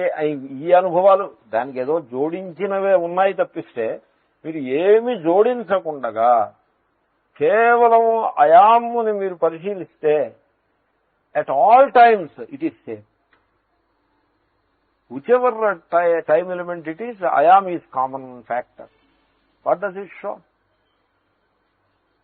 Everywhere I am what I am. All the times I am what I am. Ante in the innermost content of your consciousness, you are timeless and spaceless. అయితే మన జీవితం ఎలా నడుస్తూ ఉంటుంది? మనం ఎంతసేపు సూపర్ఫిషియల్గా బతికేయడమే, కానీ ఆ సూపర్ఫిషియల్ లేయర్స్ ఆఫ్ కాన్షియస్నెస్ లో మన హేట్స్, లవ్స్, మన సమస్యలు, మన వాసనలు, మన ఆస్తులు, పాస్తులు, సెక్యూరిటీస్, ఈ గోలతోటే కాన్షియస్నెస్ సూపర్ఫిషియల్. ఇవన్నీ superficial. Not one of them can touch the inner depths of consciousness. Any desire, millions of desires you may have in life, not a single desire will touch the inner depth of consciousness. ఇవన్నీ superficial. Entire life, entire secular life is superficial. Entire religious life is superficial. మీకు ఆత్మను మీరు ఎప్పుడు వరించారో అది మీకు ఎప్పుడు తన స్వరూపాన్ని చూపించింది? కాబట్టి ఆత్మని వరించాలి. వరిస్తే then it will show, it will manifest its true nature. ఆత్మా వివృణుతే తను స్వాం. ఆత్మ ఇస్ టైమ్లెస్ అండ్ స్పేస్లెస్. తర్వాత మీరు ఏమనుకుంటూ ఉంటారంటే, నేను ఈ విశాలమైన స్పేస్లో ఓ డాట్, ఓ స్పెక్ అక్కడ బతుకుతున్నాను అని మీరు అనుకుంటూ ఉంటారు. But if you appreciate the true nature of Atma, then you will realize that you are the center of cosmos. మీరు నిద్ర లేచి మీ చైతన్యాన్ని వికసింపజేసినప్పుడు ఆ వికాసంలో జగత్తు ప్రకాశిస్తుంది. ఆ వికాసంలో రిలేషన్షిప్స్ అన్ని ప్రకాశిస్తాయి. ఆ వికాసంలోనే likes and dislikes, desires and hates and loves and అన్నీ ఆ వికాసంలోనే ప్రకాశిస్తాయి. కాబట్టి you are the centre of the cosmos. The width and the depth of consciousness is infinite. Its expressions are infinite. And the fulfilment, the fullness, the sheer joy that it can confer to you, it had been conferring to you all along. It is limitless. అయితే మనకి ఏం తెలుసుకున్నాం మనం ఆత్మ గురించి? మనకు ఆత్మ అంటే ఈ అల్పమైన నేను అనే భావన, అల్ప పరిచ్ఛిన్నమైన ఈగో ఉన్నదే అహంకార ఉపాధి. అదో పెద్ద భయంకరమైన వజ్రోపాధి. అది వజ్రాన్నైనా పగలగొట్టచ్చేమో కానీ ఈ అహంకారోపాధిని పగలగొట్టడం కష్టం. So ego based lifestyle. You take ego, it just takes birth and again subsides, again comes up, again subsides. So అటువంటి ఈగోని, దాని ఎజెండానే ప్రధానంగా చేసుకుని మనం బతుకుతూ ఉంటాం. మనం ఆత్మస్వరూపాన్ని ఏం తెలుసుకున్నట్టు? కాబట్టి you have to choose to know, then it will show its true glory to you. చాలా గొప్ప మంత్రం అది. భాష్యకారులు ఏమంటారో చూద్దాం. యద్యేవం సర్వలాభాత్ పరమః ఆత్మలాభః తల్లాభాయ ప్రవచనాదయ ఉపాయాః బాహుల్యేన కర్తవ్యాః ఇది ప్రాప్తే ఇదముచ్యతే. అక్కడ మీరు గుర్తించారో లేదో, నేను గుర్తించాను. శంకరులు ఒక్క పిసరు పరిహాసం చేస్తున్నారు అక్కడ, చిన్న రిడిక్యూల్ ఆ వాక్యంలో స్పష్టంగా కనపడు. బాహుల్యేన కర్తవ్యాః అంటే ఆత్మ మరి అంత గొప్పదైతే, ఆత్మలాభం అంత గొప్పదైతే, మరైతే let us do something about it. So what shall we do? First ఒక మొత్తం start one retreat. So book hotel, 5-star hotel ఏదో బుక్ చేసి బాగా వైడ్ పబ్లిసిటీ ఇచ్చి మంచి క్యాటరర్స్ ని వాళ్ళని పెట్టి మీరు చాలా పనులు చేయాల్సి ఉంటుంది. So many things have to be done. ఎందుకంటే ఆత్మ is the greatest thing, you know. Therefore let us do something about it. అలాగే ఆత్మజ్ఞానం కాదు, you have to choose to no. So ఇది అని ఇది ప్రాప్తే. అలాగే చాలా హడావిడి చేస్తే ఆత్మజ్ఞానం కలుగుతుంది. మనతో పాటు ఊళ్ళో వాళ్ళకు కూడా ఆత్మజ్ఞానం ఇలా ప్రసాదం పంచిపెట్టినట్టుగా పంచిపెట్టచ్చు అని ఎవడైనా అనుకుని పోతే, ఇది ప్రాప్తే అంటే, ఇది ప్రాప్తే అంటే that kind of an understanding is taken for granted by people. People take it for granted that way. They proceed on those lines. idam uchyate. అంచేతనే శృతి నాయనా అలా కాదు, నువ్వు కొంచెం తమాయించుకో, it is not the way అని చెప్తాం. యోయమాత్మా వ్యాఖ్యాతః యస్య లాభః పరః పురుషార్థః నాసౌ వేదశాస్త్రాధ్యయన బాహుల్యేన లభ్యః ప్రవచనేన లభ్యః. ఒక్క సో అయమాత్మ మంత్రంలో అయమాత్మ అని ఉంది కదా, నా గురించి చింత చేయకుండా నా తర్వాత వస్తుంది అయమాత్మ. నాయమాత్మ అనున్న సంస్కృతంలో వాక్యం నాతో ప్రారంభం అవుతుంది. మీరు అర్థం చెప్పేప్పుడు నాతో చెప్పకూడదు, నా వెర్బ్ దగ్గరికి వెళ్తుంది. సో అయమాత్మ, ఈ ఆత్మ. ఈ ఆత్మ అంటే ఏ ఆత్మ అండి? యోయమాత్మ వ్యాఖ్యాతః. ఉండగోపనిషత్తు 6వ ఖండలో ఉన్నాం. 5 ఖండల నిండా వర్ణించిన ఆత్మ. So what is the context here? యస్య లాభః పరః పురుషార్థః. పురుషార్థ అంటే పురుషుని యొక్క జీవిత లక్ష్యం. పురుషుడు అంటే మగవాడు కాదు, మానవుడు, మానవ మాతృని యొక్క జీవిత లక్ష్యానికి పురుషార్థము అని పేరు. అర్థ అంటే highest goal, most important goal. So అయితే పురుషార్థం వీడికి తెలియాలి కదా. ఇప్పుడు భాగవతంలో ఒక కథ ఒకటి ఉంది. నాభి అనో మహారాజు ఉన్నాడు. ఆయన యజ్ఞం చేస్తున్నాడు. యజ్ఞం చేస్తుంటే శ్రీ మహావిష్ణువు ప్రత్యక్షం అయ్యాడు. ఋత్విక్కులు చెప్తారు, ఈ నాభి యజ్ఞం చేశాడయా, నువ్వు వచ్చావు, మరి అయితే ఏమిటో అతను కోరిక ఏమిటని అడుగుతాడు. ఆయన ఏమనుకుంటున్నాడంటే పురుషార్థం, పరమ పురుషార్థం అంటే సంతానం కలగటమే పరమ పురుషార్థం అనుకుంటున్నాడు అని చెప్తారు విష్ణువుతోటి. విష్ణువు మరి వాడు అలా అనుకుంటున్నప్పుడు మరి వాడికి అదే గ్రాంట్ చేద్దామని ఆయన అంటాడు. ఇది డిస్కషన్. ఆ తర్వాత అంతేగాని దాన్ని ఈ ఋత్విక్కులు అంగీకరించరు, విష్ణువు అంగీకరించడు. సంతానం కలగడం పరమ పురుషార్థం ఏంటండి? పరమ పురుషార్థం ఆత్మజ్ఞానం, సంతానం కాదు. సంతానం it may come, it may, that is all okay, it has its own value, but పరమ పురుషార్థం కాదు అది. అంటే మరి ఈ నాభికి ఈ ఆలోచన ఎక్కడి నుంచి వచ్చిందంటే, ఇదే చెప్తున్నా కదండి, నేను చచ్చిపోయినప్పుడు తలకొరివి ఎవడు పెడతాడు, తద్దినం ఎవడు పెడతాడు. That is is. తలకొరివి గురించి నీకు ఎందుకయ్యా? చచ్చిపోయినప్పుడు ఫిజికల్ బాడీ కదా అది, ఆ బాడీ నీతోటి వచ్చేది కాదు, పెట్టేది కాదు. అది పంచభూతములో కలయిక, పంచభూతాల్లో కలిసిపోతుంది. మీరు కలిపినా కలిసిపోతుంది, మీరు కలపకపోయే కలిసిపోతుంది, ఎందుకంటే అది కలిసిపోయే ఉంది. కాబట్టి ఈ దేహానికి ఏం చేస్తారని ఎక్కడ పిచ్చిది? దేహాభిమానము, కరడు కట్టిన దేహాభిమానం. మానవ స్వభావం అలాగే ఉంటుంది. అమెరికాలో అయితే వీడు ముందు ఆ పెట్టి వీడే వెళ్ళి సెలెక్ట్ చేసుకుంటాడు, నాకు ఈ పెట్టి కావాలి. ఎందుకంటే మహోగని అంటే it's a kind of would I suppose. So వీళ్ళైతే దేవదారు చెక్కతోటో దేనితో తయారు చేస్తారో సరిగ్గా ఉండదు అని మహోగని పెట్టి వీళ్ళు డిస్కషన్ ఈ పెట్టి కొనుక్కుందుకు వీళ్ళు వెళ్ళినప్పుడు డిస్కషన్ ఏమిటంటే I recommend brass handles instead of iron handles because brass is superior, when you are going to lie down in it.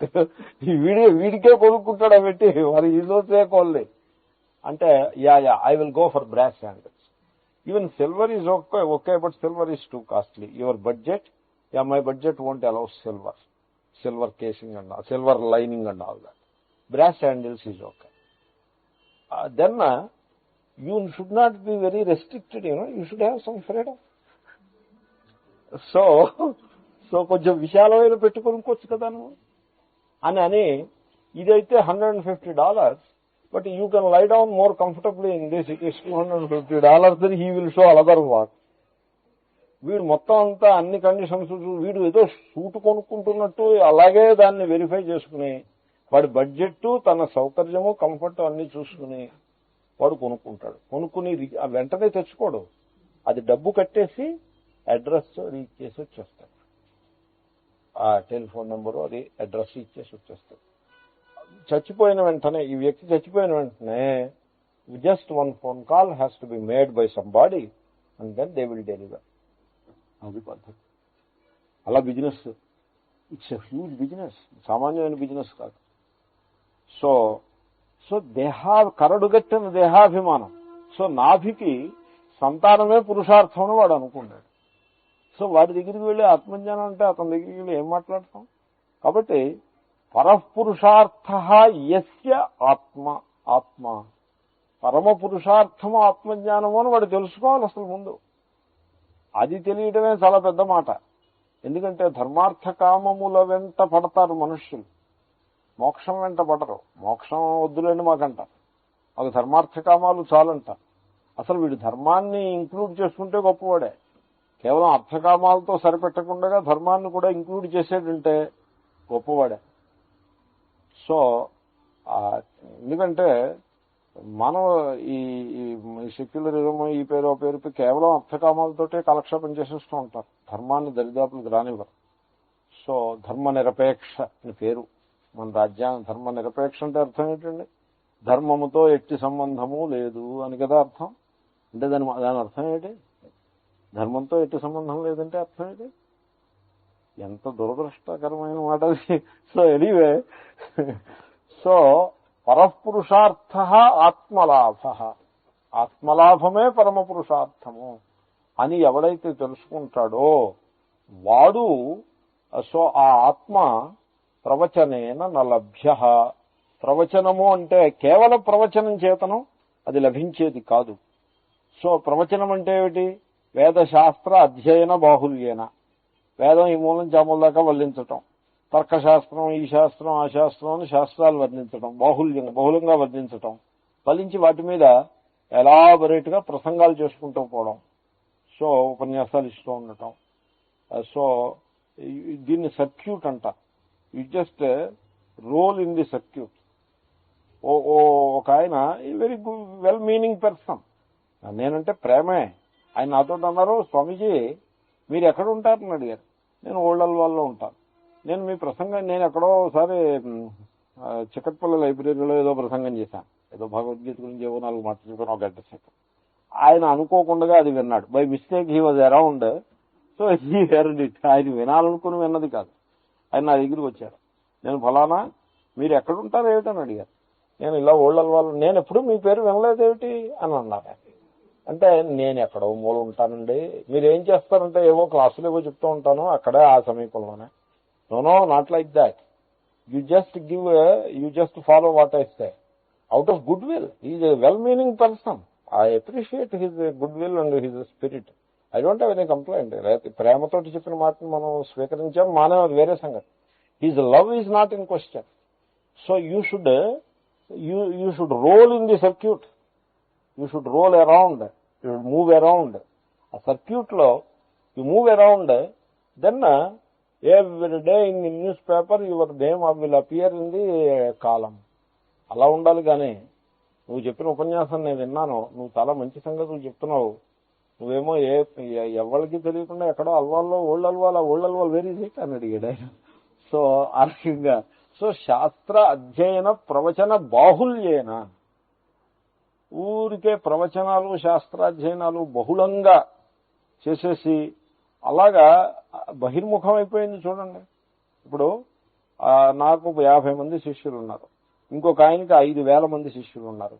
నాకంటే ఆయన చాలా పెద్ద మహాత్ముడు, ఆ స్థాయి నాకు రాలేదు, I have to work for it అని నేను అనుకున్నాను అనుకోండి, అయితే ఆయన్ని చూసి అసూయపడ్డాను అనుకోండి. ఇప్పుడు హోల్ థింగ్ బహిర్ముఖం అయిపోయాడు. చూడండి, నేను బహిర్ముఖం అయిపోయాను. చూడండి, దేని గురించి బహిర్ముఖం అయ్యా? ఏదో డబ్బు సంపాదించడం గురించో, ఉద్యోగం గురించో, ప్రమోషన్ గురించో బహిర్ముఖం అయ్యాడంటే తప్పు లేదు. ఎందుకంటే అది ఎలాగూ బహిర్ముఖమే. బహిర్ముఖంలో బహిర్ముఖం ఈజ్ ఓకే. వేదాంతంలో దాన్ని తీసుకొచ్చి పెట్టాడంటే this is something very contradictory. It is contradiction in terms. Bhagavan Ramana Maharshi ఎంత రొటేట్ అయ్యారని సర్క్యూట్, ఎంత సర్క్యూట్లో వెళ్ళారు, ఎంతమందికి చెప్పారు ఆయన? ఎక్కడికి వెళ్ళలేదు. ఒకసారి ఆయన్ని గుర్రబండి తీసుకొచ్చారు.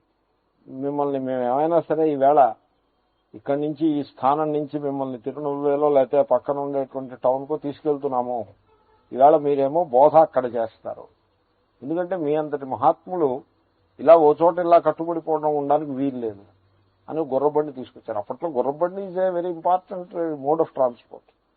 ఆయన ఏమన్నారంటే, సరే ముందు అరుణాచలాన్ని గుర్రబండి ఎక్కించేసేయండి, ఆ తర్వాత నేను వచ్చి ఎక్కుతాను అని చెప్పాను. అంటే అరుణాచలం గుర్రబండి ఎక్కించేయండి అంటే అరుణాచలం వస్తే గాని నేను రాను అని చెప్పారు. అరుణాచలం దగ్గర ఉండిపోయారు. వీళ్ళు గుర్రబండి వాడికి ₹1 ఇచ్చి పంపించేశారు. ఇంక వీళ్ళు ఏం చేస్తున్నారు? సో ఆ విధంగా శాస్త్ర అధ్యయన బాహుల్యం చేత, ప్రవచన బాహుల్యం చేత అలభ్య అంటే కింద టీకాకారుడు ఆయన రాశారు, సచ్చిదానందేంద్ర సంయమేంద్రుడు అంటే కేవల ప్రవచనాదిభిర్న లభ్య నతు ప్రవచనాదిషు అనాదర రాశారు. ప్రవచనం మీద అనాదరం కాదు, ఎందుకంటే శాస్త్రం ఇక్కడే చెప్పారు, ఆత్మస్వరూపాన్ని జిజ్ఞాసుకి బోధించవలెను అని చెప్పారు కదా. ఇప్పుడు గురుమేవాభిగచ్చేతని చెప్పారంటే గురువు దగ్గరికి వెళ్తే మరి గురువు చెప్పాలి అని అక్కడ ఉంది. మనం మీకు గుర్తుందో లేదో, కింద శంకరాచార్యులు కూడా పాయింట్అవుట్ చేశారు. అటువంటి శిష్యుడు గురువు దగ్గరికి వెళ్ళాలి అని చెప్పి, తీరా వచ్చిన శిష్యుడికి గురువు చెప్పాలి, చెప్పకుండా తిరస్కరించరాదు అని కూడా అక్కడ వ్యాఖ్యానం చేశారు. అక్కడ ఇదంతా మనం చూసాం. కాబట్టి దీని అభిప్రాయం సర్వాత్మన ప్రవచనమునందు అనాదరం కాదు. సో ఆ ప్రవచనమును ఒక లౌకిక వ్యవహారంగా చేయరాదు. ఈ కమర్షియలైజేషన్ అని అంటారు. సో మానవుని బుద్ధి కామర్సులో ప్రవేశించినంత తేలికగా ధర్మమునందు జ్ఞానమునందు ప్రవేశించదు.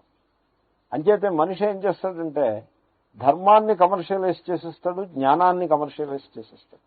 మన సమాజంలో మీరు చూడండి, ధర్మాన్ని థరోగా కమర్షియలైజ్ చేసి పెట్టారు. దేవుడు అంటే అదో పెద్ద కామర్స్, అది అలా చేసేస్తారు.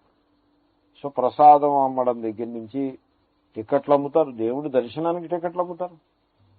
నేను ఈ మధ్యన వాక్ అనే పత్రిక ఒకటి ఉంది, అది దేవాదాయ దేవాలయాలకు సంబంధించిన పత్రిక. వాళ్ళు పత్రిక ఒకటి నడుపుతారు, మరి వాళ్ళు చాలా దేవాలయాలు ఉన్నాయి. సో పత్రిక నడిపితే ఆశ్చర్యమే ఉంది. నేను ఎక్కడికో భిక్షకు వెళ్ళినప్పుడు చూశాను. అక్కడ చూసి ఏదో ప్రింటెడ్ వర్డ్ని ప్రతిదీ చదవడం ఇదో అలవాటు. సో అది జాగ్రత్తగా చూశారు, కొద్దిసేపు చూశారు, స్పీడ్ రీడింగ్ పైగాను. సో అలవాటు అనమాట. సో చదివాను. దాంట్లో ఒక ఆర్టికల్ ఏంటంటే, వాళ్ళు ఒక దేవాలయం, వెంకటేశ్వర స్వామి దేవాలయం ఒకటి ప్లేస్ నాకు గుర్తులేదు, ఆ Chilkur. I have read it. ఆ ఆర్టికల్ మీరు బాగా, అంటే మీరు కూడా చదివారు ఆ ఆర్టికల్, వండర్ఫుల్. ఆ చిలుకు వాళ్ళు ఒక కాన్షియస్ డెసిషన్ తీసుకున్నారు. ఏమిటంటే డీకమర్షియలైజేషన్. అంతకుముందే కమర్షియలైజ్ అయిపోయి ఉంది. అసలు వెంకటేశ్వర స్వామి అనేప్పటికీ కమర్షియలైజ్ అయిపోతుంది, ఎందుకంటే పాపులర్ కదా. వెంకటేశ్వర స్వామి కలవు వెంకట నాయక, పాపులర్ దైవం కదా. 10 మంది చేరేప్పటికీ కామర్స్ ఆరంభం అయిపోతుంది. పుష్పాలు అమ్మేవాళ్ళు, కొబ్బరికాయలు అమ్మేవాళ్ళు అందరూ వచ్చేస్తారు.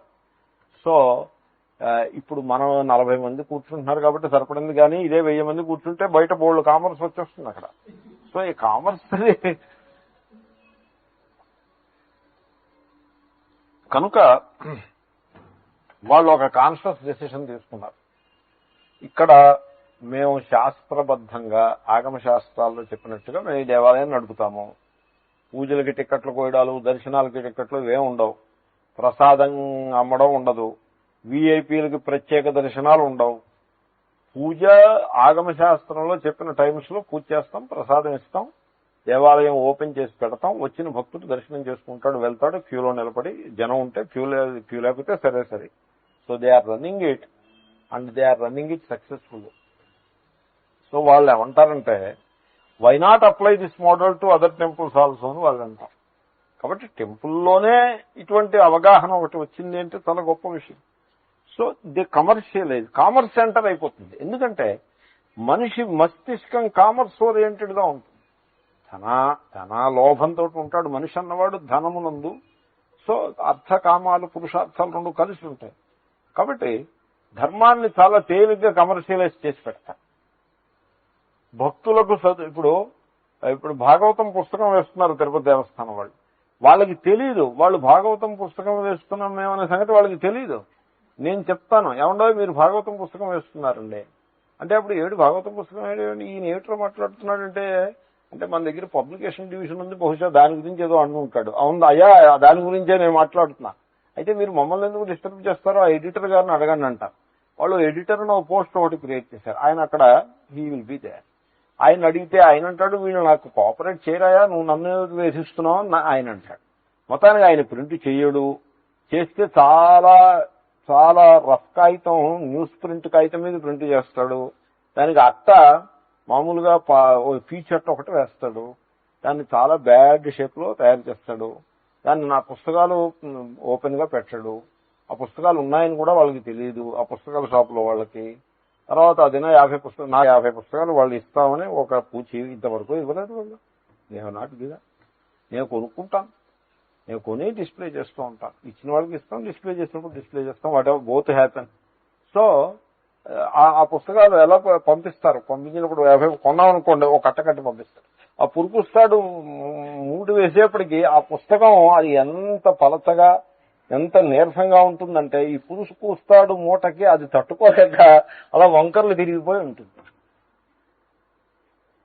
అది it cannot survive its own wait. దాన్ని ఇలా పెట్టారనుకోండి, ఇలా వాలిపోతూ ఉంటుంది ఆ బరువు తట్టుకోలేక. వాడు అంత లెవెల్లో చేస్తారు వాళ్ళు. అదే వాళ్ళని కళ్యాణ మంటపం కట్టడం ఒక ప్రపోజల్ పెట్టండి మీరు, వాళ్ళు వెంటనే తీయనీటికి చేపెక్కినట్టుగా ముందుకు వచ్చేస్తారు. ఎందుకంటే కళ్యాణ మంటపం అంటే 20 lakhs 25 lakhs ప్రాజెక్ట్ అది.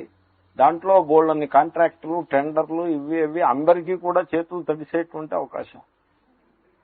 అలా భాగవతం పుస్తకం ఉంటే వాళ్ళకి అది అసలు అలాంటిది ఒకటి ఉందని కూడా వాళ్ళకి తెలియదు. So highly commercialised effort. కాబట్టి సో కామర్స్ సెంటర్ అయిపోతుంది. అలాగే జ్ఞానంలో కామర్స్. ఇప్పుడు ఎడ్యుకేషన్ సిస్టమ్ చూడండి మనది. Now it is irrevocably commercialised. ఇంకా supreme court decision, Madras high court decision, Andhra Pradesh అంతా huge confusion. Totally commercialised. You have money, you will get seat. ఇప్పుడంటే చంద్రబాబు గారు 150 కాలేజీలో 250 కాలేజీలో పెట్టి ఈ పిచ్చి కూడా ఇంకా అర్థం లేని పిచ్చి. 250 కాలేజీలు ఏమిటండి, ఏమన్నా అర్థం ఉందా దానికి?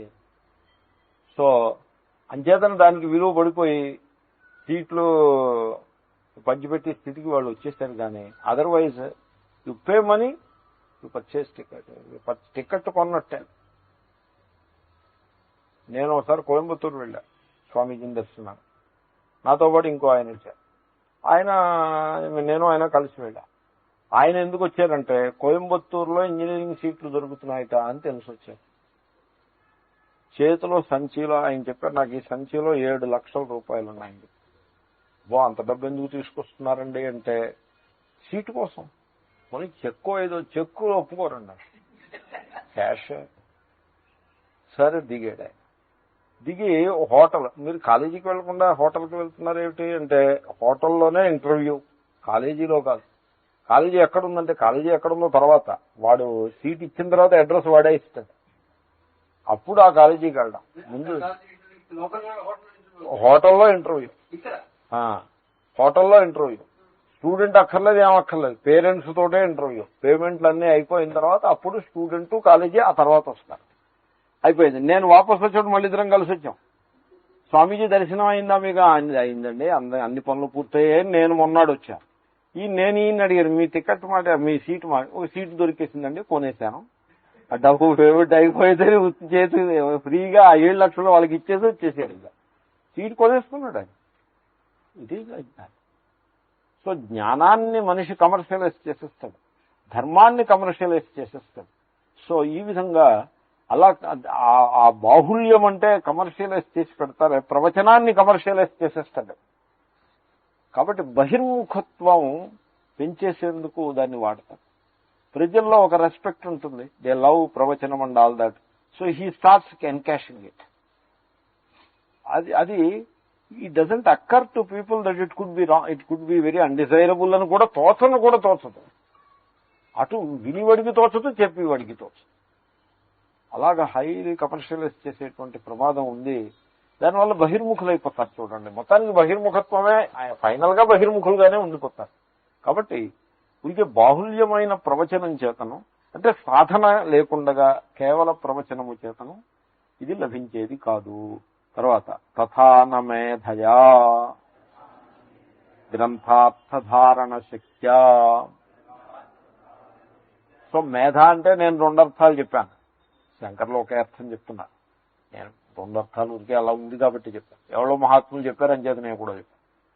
సో గ్రంథార్థధారణ శక్తి, గ్రంథాన్ని వల్లించటం, దాని అర్థాన్ని కూడా. శంకరులకి గ్రంథం ఒక్కటే వల్లించి అర్థం వల్లించకపోవడం అన్నది he doesn't know that.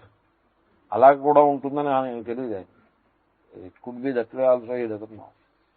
So వేదాధ్యయనం చేసి అర్థం నేర్చేసుకుంటారని అనుకుంటారు. కానీ ఈ మధ్యకాలంలో వచ్చినటువంటి ఈ మార్పు ఈ మధ్యనే వచ్చింది, ఇంతకుముందు ఉండేది కాదు. అలా పూర్వం వాళ్ళు వేదం చదువుకుని వేద అర్థం తెలుసుకునేవారు.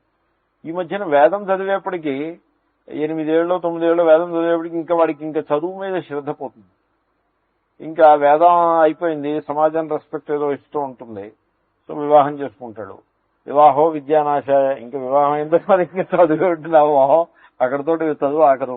అందులో ఈ వేదం ఇవి అలా లాభుందో అని కష్టపడి వల్లించాలి, అంత ఉత్సాహం ఉండదు. ఆ తర్వాత ఇంకా జీవితం ఏవో అర్థకామాలు. జీవితం అంటే మహాభాగ్యం, అర్థకామాలు. అప్పుడప్పుడు దేవుణ్ణి పెట్టారా అని అడుగుతారు. దేవుణ్ణి పెట్టారా అంటే మొత్తం రోజంతా భోజనం చేశారా అని అడగక్కర్లేదు, దేవుణ్ణి పెట్టారా అని అడగక తప్పదు. ఎందుకంటే వీడు ఈ లౌకిక వ్యవహారాల్లోనే మునిగిపోయి ఉన్నాడు. దేవుణ్ణి పెట్టాడో లేదో, దేవుణ్ణి పెట్టడం అన్నది ఒక యూసేజ్. దేవుణ్ణి పెట్టడం అంటే ఆ దేవుడు భరిణలో ఉంటాడు, అది ఒకసారి ఓపెన్ చేసి నిన్నటి పత్రాలు పుష్పాలు తీసేసి నిర్మాల్యం నెత్తి మీద 2 నీళ్లు పోసి ఓ గంధం కొంచెం చెప్పి ఓ పుష్పం వేసి ఓ అరటి పండు ఏదో నైవేద్యం ఇలా అంటే మళ్ళీ ఆ బరిని మూసేయటం, దీన్ని దేవుణ్ణి పెట్టడము అని అంటారు. ఇంత పని వీడు చేస్తే వాడు మహాపుణ్యాత్ముడికి యజ్ఞయాగాదులు చేసిన వాడితో సమానం. ఎందుకంటే ఆ జీవితం అర్థకామ పరాయణులైపోతే ఇంకా ఈ దేవుణ్ణి ఎక్కడ గుర్తు. సో ఇది చేసిన వాడే గొప్ప. ఈ విధంగా ఆ జీవితం గడిచిపోతూ ఉంటుంది. కాబట్టి వేదానికి అర్థం తెలుసుకోవాలని, అది ఆ తెలుసుకున్న అర్థాన్ని జీవితంలో ఆచరణలో పెట్టాలని అలాంటి శ్రద్ధ తక్కువ ఉంటుంది. అందుకోసం వాళ్ళు ఆ లెవెల్లో ఆగిపోతారు, మేధా లెవెల్లో ఆగిపోతారు. గ్రంథార్థధారణ శక్తి, ఆ శక్తి అంతవరకు వచ్చి ఇంకా ముందుకు వెళ్ళదు, దానివల్ల ఉపయోగం లేదు. ఆత్మజ్ఞానం ఎక్కడి నుంచి వస్తుంది? తర్వాత నా బహునా శ్రుతేనా నాపి భూయసా శ్రవణేనేత్యర్థః. దీన్ని కూడా జాగ్రత్తగా అర్థం చేసుకోవాలి. ఊరికే శ్రవణం అలాగా అదే పనిగా శ్రవణం చేసేస్తే సరిపడదు. అసలు దీని మీద నేను చాలా ఎలాబొరేట్ గా డిస్కస్ చేయగలను, బట్ టైం అనేది ఒకటి చూసుకుంటూ ఉండాలి. చూడండి, శ్రవణం చేసేప్పుడు సాధారణంగా నేను చాలా మందిని చూస్తూ ఉంటా. నాకు అనుభవం ఎక్కువ ఎందుకంటే చిరకాలం నుంచి నేను పాఠాలు చెప్తున్నాను ఒకటి, since decades. And also I have seen many people, many devotees and many speakers I have come across. ఏదో నాకున్న అనుభవం ఎక్కువ నేను అనుకుంటూ ఉంటాను. ఈ అనుభవానికి అంతే ఉంది, ఇంకా వస్తూనే ఉంటుంది. So I come across many people, వాళ్ళు ఏదో ప్రాబ్లము ఉంటుంది. పూజ్య స్వామీజీ దగ్గరికి వెళ్తారు ఈ ప్రాబ్లంతో. స్వామీజీ అంటారు మీరు తత్వవేదానందని గారిని కలవండి అని ఆయన అంటారు. ఎందుకంటే ఆయన ఎంతమందిని హ్యాండిల్ చేస్తారు. తత్వవేదానంద గారు అయితే ఈ యాంగిల్ కొంత ఆయన బాగానే చూసుంటాడని ఆయనకి ఏదో ఒక ఐడియా ఉంటుంది. నా దగ్గరికి తోలుతారు. తోలితే నా దగ్గరికి వస్తే నేనేమంటానంటే, చూడండి నేను ముండక క్లాస్ చెప్తున్నాను, మీరు వచ్చి క్లాస్లో కూర్చోండి అని నేను అంటాను. అంటే వెంటనే నేను శ్రవణం అంతా చేసేసాను. ఇంకా నేను గత 12 సంవత్సరాల నుంచి శ్రవణం చేస్తున్నాను. మళ్ళీ నువ్వు ముండక అంటావేంటి? ఈ ఉండక అయింది. ఉండకాయే కాదు, మాడ్నూక్యం కూడా అయింది. కాబట్టి మళ్ళీ నువ్వు శ్రవణం అని అనవద్దు. శ్రవణం అయింది, నువ్వు పై మాట ఏమన్నా చెప్తావా నువ్వు అని వాళ్ళు. సో అక్కడ శ్రవణం వాళ్ళు చెప్పింది correct. They have done lot of shravanam, but they do not have any mastery over simple emotion. చిన్న చిన్న ఇమోషన్స్ మీద కూడా మాస్టరీ ఉండదు. మేము గత 20 ఏళ్ల నుంచి వేదాంతం శ్రవణం చేస్తున్నాం అంటూ ఉండడం. సో అది there is something missing in it. అదే ఆయన పాయింట్అవుట్ చేస్తుంది. కాబట్టి శ్రవణం అన్నది దాన్ని చేసే పద్ధతి ఒకటి ఉంటుంది. చెప్పే ఇది శ్రవణానికే కాదు, పాఠనానికి చెప్పడానికి కూడా వర్తిస్తుంది, ప్రవచనానికి కూడా వర్తిస్తుంది. సో ఇప్పుడు ప్రవచనం చెప్పేప్పుడు ఎలాగంటే, ఇప్పుడు నేను నిన్న గీత పాఠం చెప్పాను, మీకు అందరికీ గుర్తే ఉంటుంది కొద్ది గొప్ప. నేను సపోజ్ మీకు ఏమని చెప్తానంటే, చూడండి మరణము దేహానికే గాని ఆత్మకి లేదు అని శ్రీకృష్ణ భగవానుడు వక్కాణించినాడు అని చెప్తాను. అని చెప్పాను అనుకోండి, అంటే అర్థం ఏంటి? I'm not sure about it my self, I'm quoting lord Krishna. అంటే ఇంకా గీత పాఠం ఇంకా కొటేషన్ లెవెల్లోనే ఉన్నది. I'm only coating Krishna.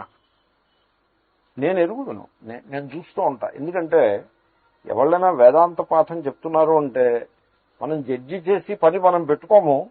కానీ అసలు వేదాంతం గురించి మాట్లాడేటంటే వస్తువుని పట్టుకుని మాట్లాడుతున్నాడా, వస్తువు తెలియకుండా ఊరికే కొటేషన్ ఇచ్చి లెవెల్లో మాట్లాడుతున్నాడా అని అది అర్థమవుతుంది. మీరు వద్దనుకున్నా అర్థమవుతుంది. ఇప్పుడు డాక్టరు వైద్యం చేస్తున్నాడు అనుకోండి, మరో డాక్టర్ పరిశీలిస్తుంటే వీడు ఎలా చేస్తున్నాడో మరో డాక్టర్కి తెలుస్తుంది. సో ఆ రకంగా వేదాంతం గురించి చెప్తూ ఉంటే, సో దేహానికి మరణము, ఆత్మకు మరణము లేదు, కాబట్టి మనం మరణించినప్పుడు కూడా దుఃఖించడం అనవసరం అని శ్రీకృష్ణ భగవాను చెప్తున్నాడు, ఇక్కడ అర్జునునికి చెప్తున్నాడు. So as I teach it is a quotation. I'm just telling something based on the authority of lord Srikrishna. And నా లెవెల్లో నేను మరణ భయాన్ని కలిగి ఉంటా. I'm afraid of death myself and because I'm not sure about you see, as long as I think that I was born, I'm afraid of death. I will be afraid of death. And so, I am having that problem myself. But, నేను ఇప్పుడు అశోచ్యాలను శోచిస్తూ పాఠం చెప్పడం నాకు it is my duty now. Duty అంటే it is నా ప్రారంభంలో ఆ పాఠం చెప్పేది ఉంది కాబట్టి చెప్తున్నాను. కాబట్టి శ్రీకృష్ణుడు ఇలా చెప్పాడు అని కోట్ చేస్తాను. మీరు ఎలా వింటారు? ఆత్మకి మరణం లేదుకండి, దేహానికేట వరలో, దేహానికేట జన్మ మరణాలు ఆత్మకు లేవుటండి, దేహానికే ఉన్నాయట, అలా శ్రీకృష్ణుడు కూడా గీతలో చెప్పాడని స్వామీజీ చెప్పారు అని మీరు శ్రవణం చేశారు. యహీ బాత్ హై, ఇది శ్రవణం. సో ఇక్కడ what is the secret, what is the problem? మీరు వినని వాళ్ళు ఏం కాదే, అంటే మీరని కాదు, మీరు చాలా వివేకవంతులు, నాకు తెలుసు ఆ సంగతి. సో జనరల్ గా అసలు శ్రవణంలో ఉండే సీక్రెట్ ఏమిటి అంటే, సీక్రెట్ ఏమిటంటే మీరు శ్రవణం చేసేప్పుడు ఎలా చేస్తారంటే, you establish your self as a person with a given status and with certain set of ideas and prejudices and vasanas and everything, you are already an established person. And you are not willing to budge out of that persona. You are sure of yourself. And you come and sit in the class. And now, this person about whom you are so sure, that is the only obstacle for Shravana. And therefore, that person listens to what I say. And he understands it as a subject. And what I say is the object, and he is the subject. So the subject-object division is nicely maintained. You remain the listener, and I speak, and you listen to what I say. You are the listener, and you are listening to Gita class. So, you maintain your status, the subject-object division is maintained, and you do not you listen to the words, you listen to the sentences, and you interpret the words, you interpret the sentences. ఇది explain చేయడం కష్టం, explain చేసినా తెలుసుకోవడం కష్టం. అయినా మరి నేను మొదలుపెట్టాను కాబట్టి దాన్ని నేను కొంచెం ముందుకు నడిపిస్తూ చూడండి. ఇంటర్ప్రెట్ అంటే ఏమిటి? ఆత్మకి మరణము లేదు అని నేను అన్నాను. ఓహో, అలాగా ఆత్మకి మరణం లేదా అని మీరు దాన్ని విన్నారు. And so atma is one word which is known to you, maranam is another word known to you. So you have listened to the words and you have understood their meaning also. And so now you are there as a person, and you have the words, Atma and death, those words are there. You have heard those words, and you have understood their meaning. Ante దీన్ని ఇది శ్రవణం. ఈ శ్రవణం మీకు ఎన్నడూ work కాదు. It is never going to work. ఎందుకంటే ఈ శ్రవణంలో ఎన్ని ఆబ్స్టికల్స్ ఉన్నాయో చూడండి. శ్రీకృష్ణుడు చెప్పాడని నేను చెప్పాను, అక్కడికి రెండు. శ్రీకృష్ణుడు చెప్పాడని ఒక గోడ, సో ఒక authority. It is not your knowledge, it is Srikrishna's knowledge. So it is somebody else's knowledge, already one obstacle. And then Swamiji దాన్ని చెప్తున్నాడు, అనదర్ ఆబ్స్టికల్. ఆ మాటలు ఇవి, థర్డ్ ఆబ్స్టికల్. వాటి అర్థం ఇది, ఫోర్త్ ఆబ్స్టికల్. అండ్ సో ఈ 4 లెవెల్స్ వెనకాల మీరు నిలబడి ఉంటారు. ఇంకా మిమ్మల్ని ఆ ప్రసంగం మిమ్మల్ని ఏం టచ్ చేస్తుంది? Could you follow what I'm saying? కాబట్టి అది కాదు శ్రవణం అంటే. శ్రవణం అంటే the individual will not be there. There is no listener, there is only listening.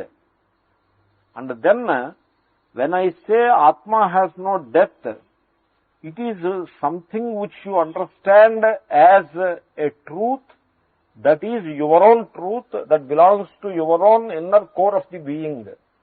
And you look at it that way, you receive it that way, you appreciate it that way, and the whole thing sinks into yourself that way. That is Shravanam.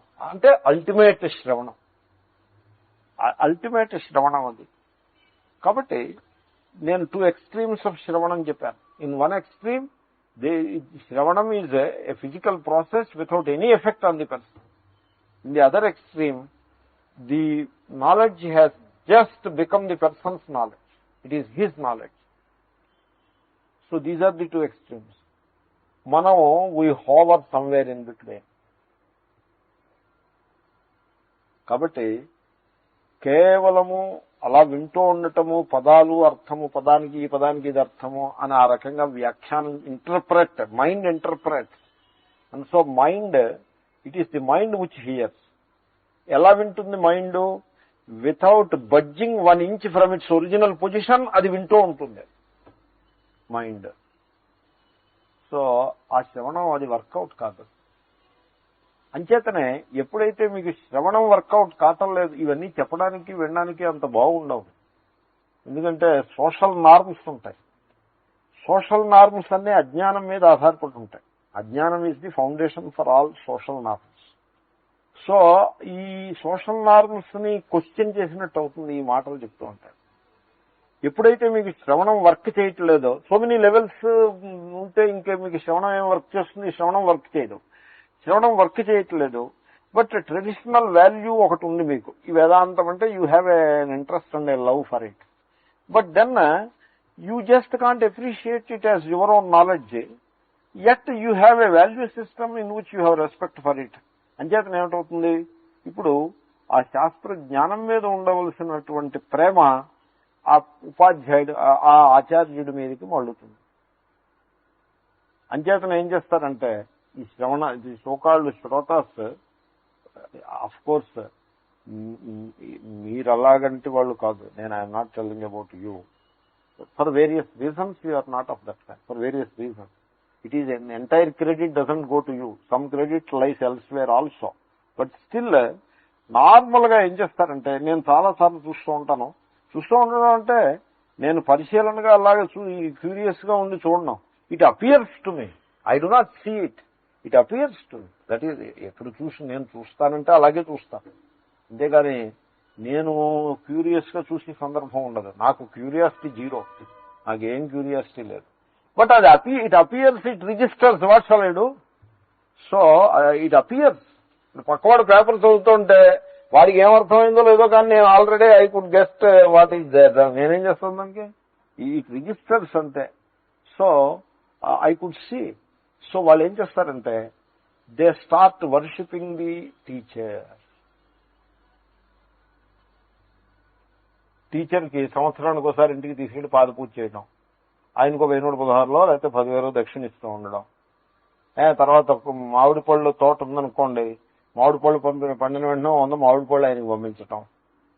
So తర్వాత ఇలాంటివి. తర్వాత ఆ teacher చుట్టూ తిరిగి ఇంకెవాళ్ళు ఆ teacher దగ్గరికి దరిదాపులకి రాకుండా అడ్డు తగులుతూ ఉండడం, ఇంకా అన్నీ వస్తాయి. So they try to fit in to a coterie around the teacher. ఎందుకని? Shravanam doesn't work. And so such people, they remain shrotas for a decade without learning anything. Finally, ఏమైపోతారంటే they become very devoted disciple కాదు, bhaktas, devotees. They come as disciples, and instead of ending up as knowledgeable people, they end up as devotees అని చెప్తారు కూడా. ఫలానా స్వామీజీ devotees. ఒకసారి ఎవరో ఉన్నారు, మేము ఫలానా వారి డివోటీస్, ఆ డిసైపుల్స్ అని. అంటే మీరేం చదువుకున్నారా? మేమేం చదువుకోలేదండి. మరి ఇంకా డిసైపుల్స్ అలాగనమాట. కాబట్టి డివోటీస్ కింద తయారవుతారు. డివోటైటిస్ అంటారు. దీనికి యాంటీబయాటిక్ ఏదో వాడాల్సి ఉంటుంది. Devoteeitis. They become devotees. And then ఏమవుతుందంటే they develop a psychological dependence upon the Mahatma. The devotion is the outcome of a kind of psychological dependence. They need that devotion. Otherwise, they feel empty. Therefore, ఈ మహాత్మా అప్పుడప్పుడు వస్తూ ఉండటం, ఆయనేమో ఇంటికి రావడం, కారులో వస్తారు, భోజనం చేస్తారు, పాదపూజ చేస్తారు, ఆయనకేమో ఆ వేళ ఒక పెద్ద సత్కారం ఏదో చేస్తారు. సో అలాగా. So and then the Mahatma develops a kind of dependence. He needs a few such people because he has his own needs. ఇలాంటి వాళ్ళు 2 మంది ఉంటే కొంత ఆయన వ్యవహారాలన్నీ బాగా నడుస్తూ ఉంటాయి. ఏదైనా బిల్డింగ్ కట్టాలంటే సో ఊరికే రావా అంటుంటే బిల్డింగ్ ఏం కడతాడు. సో ఇలాంటి వాళ్ళు 2 మంది ఉంటే ఓ బిల్డింగ్ వేస్తుంది. 2 మంది కూడా అక్కర్లా. ఒకప్పుడు ఒకళ్ళు ఇద్దరు ఉన్నా సరిపడుతుంది. దాతలు పుణ్యం కదా. So he depends upon them for something other than self knowledge. They depend upon him for something other than self knowledge. There is no శ్రవణం. ఈవెన్ ఇఫ్ శ్రవణం is there, it is at a very superficial level. ఊరికే అప్పుడప్పుడు fashionable గా ఆత్మ is బ్రహ్మ అంటూ ఉండటం. So వాళ్ళు కూడా ఫ్యాషనబుల్ గా విని, మేము ఇప్పుడే వేదాంత క్లాస్ నుంచి వస్తున్నాము, మనోరమ రాడిసన్ మనోరమాలో వేదాంత క్లాస్ ఇప్పుడే అయింది, వస్తున్నావు అని. వీళ్ళు ఏమిటండి పొద్దున్నే కారులో ఎక్కడికి వెళ్తున్నారండి అంటే, అరే మీకు తెలీదా, మేము వీ అటెండ్ గీతా క్లాస్ అని. ఇది ఒక కొత్త neo Vedanta fashion. So this shravanam is not going to work. Some superficial result will be there. పొద్దున్నే బయలుదేరి క్లబ్కి వెళ్ళి దానికంటే పొద్దున్నే బయలుదేరేదో గీతా శ్లోకం విని వస్తున్నారు, కొంత పుణ్యము, కొంత మంచి సంస్కారాలు. భవిష్యత్తులో ఏమైనా శ్రవణం వర్క్ చేసి ఛాన్స్ ఉంది. As of now it doesn't work. ఇది వచ్చిన కర్మ ఏమిటంటే ఇట్ రిక్వైర్స్ 100% ఎఫర్ట్. ఇప్పుడు మ్యాథమెటిక్స్ పేపర్లో 100 మార్క్స్ రావాలి, 100% మార్క్స్ రావాలంటే ఎంత ఎఫర్ట్ కావాలండి? 100% ఎఫర్ట్. 50% ఎఫర్ట్ చేశారనుకోండి, సో ఇట్ డజంట్ వర్క్. ఏదో ఉంటుంది, సమ్ ఎత్కించిత్ ప్రయోజనం ప్రతిదానికి ఉంటుంది. కాబట్టి శ్రవణము అన్నది చాలా జాగ్రత్తగా అర్థం చేసుకోవాల్సి ఉంటుంది.